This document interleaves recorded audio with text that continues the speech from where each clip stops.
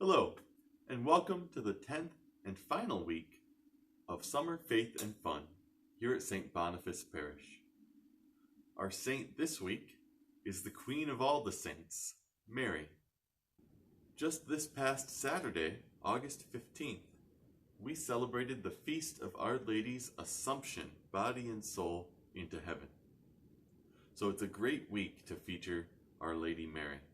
This week, we have a special guest to read us a story about Our Lady and Bernadette Subarus of Lourdes, France.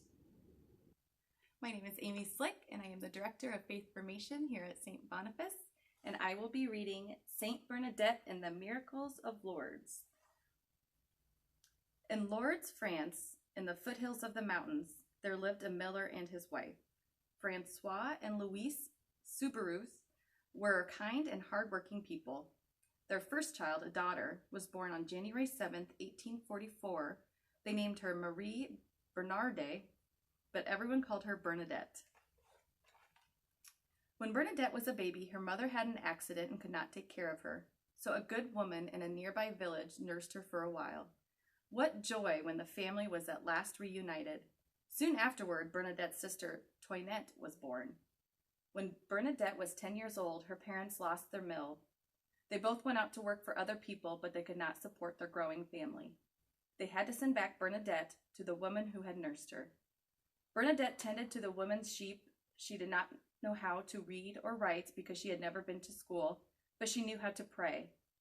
She knew the Our Father and the Hail Mary, and she always had a rosary in her pocket. Bernadette dearly wanted to learn from the nuns in Lourdes and make her first communion there, and she was homesick, so the 14-year-old said a fond farewell to her foster mother and walked home. Her family was now very poor, and they lived in a small room that had been used as a jail. It was run down, cold, and damp. Bernadette was often sick, but she always was cheerful. When she was not in school, she helped her mother at home. On February 11th, 1858, Bernadette went to the river with her sister Toinette and their friend Jeanine to collect firewood. When they reached a mill stream, Toinette and Jeanne kicked off their wooden shoes and ran across. They cried out because the water was very cold. After she took off her shoes and one sock, Bernadette heard a noise like a gust of wind. But how strange, when she looked about, she saw that the trees were not swaying in any wind. Taking off her second sock, she heard the noise again. This time, when she raised her head, she saw a beautiful lady in a nearby cave or grotto. Around the lady was a gentle white light. She was wearing a white dress with a blue sash and a long white veil. On top of each bare foot was a yellow rose. A long rosary hung over her arm. Bernadette felt a little scared, so she pulled the rosary out of her pocket. As she made the sign of the cross, her fear disappeared. Bernadette prayed the rosary, and the lady seemed to follow along by passing her beads through the fingers. She said nothing but the glory be after each decade. After the rosary, the lady motioned Bernadette to come closer, but Bernadette did not dare. The lady then smiled at her and vanished. When the other girls came back with armloads of wood, Bernadette was still on her knees. They laughed at her, and they scolded her for not helping them. On the way home, Toinette asked Bernadette if something had frightened her. Bernadette told her about the lady, begging her not to tell anyone. But that same evening, Toinette told her mother everything Bernadette had said. Worried for Bernadette, the mother told them to stay away from the grotto. A few days later, Bernadette felt drawn to the grotto. She begged her parents to let her go there with some friends, and they finally agreed. At the grotto, the lady appeared. Bernadette sprinkled holy water on the vision, and the lady smiled. The other children did not see the lady, but they saw that Bernadette's face was shining. Bernadette's parents did not know what to think. None of their relatives and none of the nuns teaching Bernadette believed her story. Rumors spread that Bernadette was either lying or crazy. Two wealthy women thought Bernadette might be telling the truth, went with her to the grotto. When the lady appeared, Bernadette asked her to write her name on a piece of paper. The lady smiled and said she did not need to write anything. She asked Bernadette to meet with her for 14 days. She said that she did not promise to make Bernadette happy in this life, but in the next. The next day, 8 people, including Bernadette's mother and aunt, followed the girl to the grotto. She carried a lightless candle, and she prayed with the lady who was silent.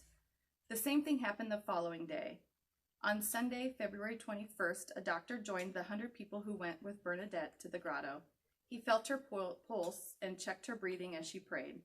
Meanwhile, the lady told Bernadette to pray to God for sinners. Later, a town official questioned Bernadette. He thought the girl was sincere but crazy. Then a police officer told her she was causing trouble for everyone and must stay away from the grotto. But Bernadette did not stay away. She visited the grotto on February 23rd, and 150 people went with her. The next day, there was twice as many people at the grotto. The lady again asked Bernadette to pray for sinners. She asked the girl to kiss the ground for the conversion of sinners, and Bernadette did as she asked. On Thursday, February 25th, 300 people were with Bernadette as she prayed. Suddenly, she began acting very strangely. The lady told Bernadette to drink from the spring. Not seeing a spring, the girl walked toward the river. The lady called her back and pointed to a little pool of dirty water. As Bernadette scratched it, more water came, but it was muddy when she tried to drink it. Next, the lady told Bernadette to eat the herbs inside the spring.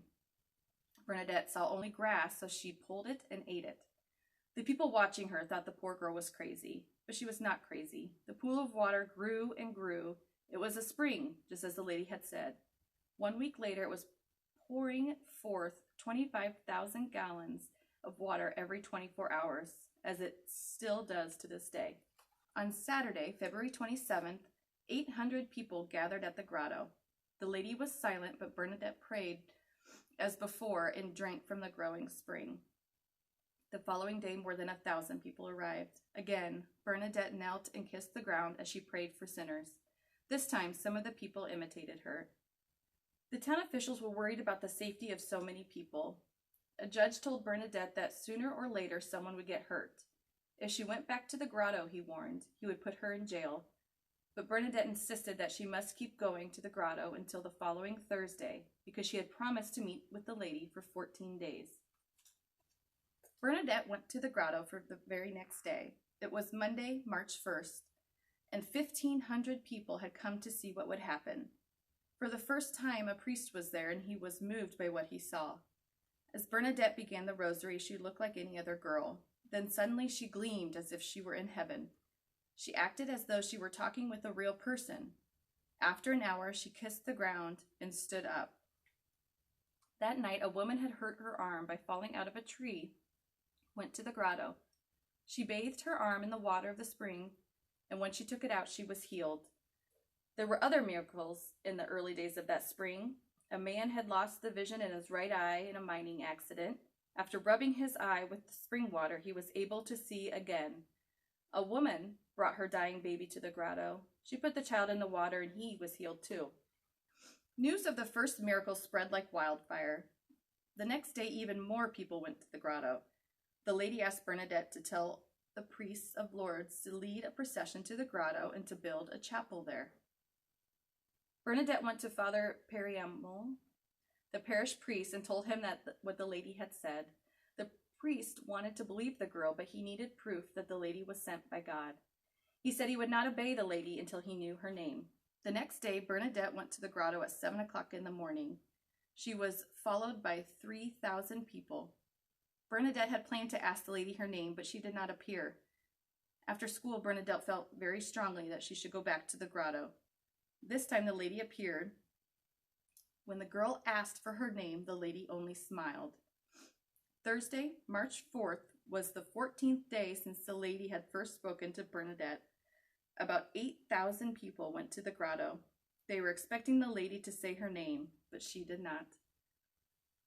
For the next 20 days, Bernadette stayed away from the grotto. Then on Thursday, March 25th, she felt the need to pray there again. Thousands of people were at the grotto when the lady appeared, and when Bernadette asked for her name, the lady lifted her eyes to heaven, joined her hands, and said, "I am the Immaculate Conception." Those were the last words she ever spoke to Bernadette. Bernadette ran to the parish church. Over and over she repeated the lady's strange words so that she would not forget them. When she found Father Periamel, she told him what the lady had said. The priest was astounded and asked Bernadette if she knew what the words meant. She said no. The girl did not know that 4 years earlier, the Pope had declared the Church's belief in the Immaculate Conception, which means God created Mary full of grace so that she could be the mother of Jesus. The beautiful lady was none other than the Blessed Virgin. The lady appeared again on Wednesday, April 7th. It was a very windy day, and Bernadette cupped her right hand around the flame of her candle so that it would not go out. The thousands of witnesses who saw the flame licking her hand were sure that she would be badly burned. Yet when a doctor examined her hand, it was unharmed. The last apparition at the grotto happened on Thursday, July 16th. Bernadette went there to pray, but her way was blocked by a police barrier. Yet she saw the lady from the far side of the river. She was more beautiful than ever. People from far and wide came to Lourdes. They wanted to pray at the grotto and bathe in the spring, and they wanted to see Bernadette. Even the wife of the French emperor was interested in Lourdes. Bernadette did not want all of this attention. She wanted only to live in peace. To do this, she moved in with the nuns who had taught her. She helped them to care for the sick in their hospice. The people who came to Lourdes still wanted to meet Bernadette. So in 1866, at the age of 22, Bernadette went to the Sisters' Mother House in Nevers.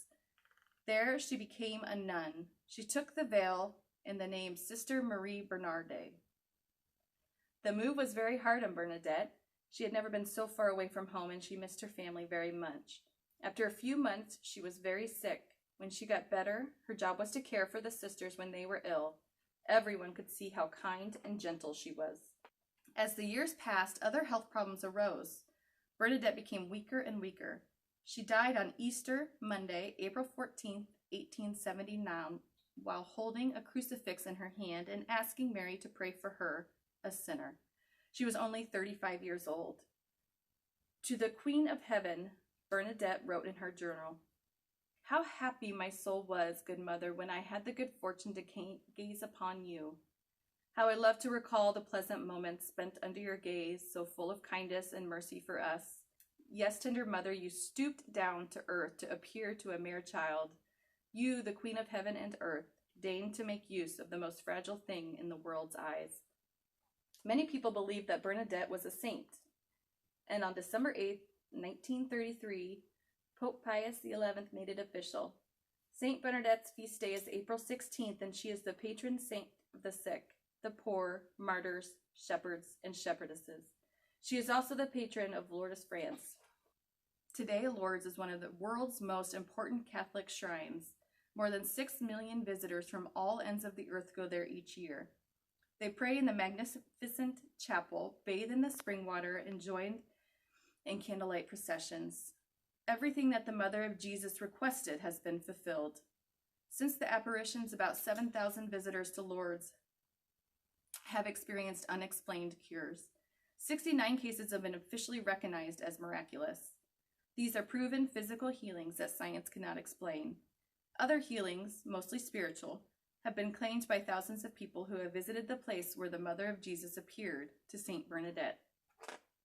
Mary has appeared to many people throughout the world, often to the littlest and, in the world's eyes, the least important people in times of great need. Our Lady's appearances always point us to her Son, Jesus, and they give us confidence in turning to her, our Mother, for help. Our Lady Mary is the model of a Christian disciple. She's the Queen of all the saints, the Queen of heaven and earth. She's the Mother of God, and in Christ, she's our Mother too. Holy Mary, Mother of God, pray for us.